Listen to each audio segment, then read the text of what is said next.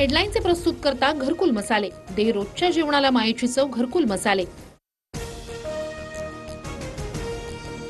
पालघर, पुणे, रायगड, नाशिकमध्ये पावसाचा red alert. मुंबईसह ठाणे, धुळे, अमरावती, अकोला, रत्नागिरीमध्ये ऑरेंज अलर्ट, तर इतर जिल्ह्यांना येलो अलर्ट।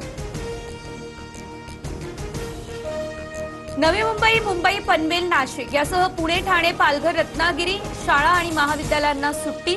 जिल्ह्यातील रेड अलर्टच्या पार्श्वभूमीवर हा निर्णय। मुसळधार ते अतिमुसळधार पावसाचा आज अंदाज। नाशिक जिल्ह्याला पावसाचा रेड अलर्ट, परिसरामध्ये ढगफुटीची शक्यता। शाळा आणि महाविद्यालयांसह आठवडी बाजार आणि देवस्थानं बंद राहणार। मुख्यमंत्री देवेंद्र फडणवीस यांच्याकडून राज्यातील पूरस्थितीचा आढावा। नागरिकांनी प्रवास टाळावा, अत्यावश्यक असेल तरच घराबाहेर पडावं। उद्यापर्यंत राज्यात पावसाच्या अलर्टच्या पार्श्वभूमीवर फडणवीसांचं हे आवाहन। मुंबई पुणे कनेक्टिंग लिंक वाहतुकीसाठी सुरळीत, तर मुख्य गेटवरच मोठी दरड कोसळलेली। दरड बाजूला काढल्यानंतर वाहतूक पूर्वपदावर। सांगलीहून मुंबईला येताना कनेक्टिंग लिंकवरती दरड कोसळली आहे। काही वेळातच मोठी वाहतूक कोंडी झाली आहे। आपत्कालीन बटन दाबताच मदतीसाठी टोईंग व्हॅनही आलेली आहे। प्रत्यक्षदर्शींनी बोगद्यातील थरार सांगितला।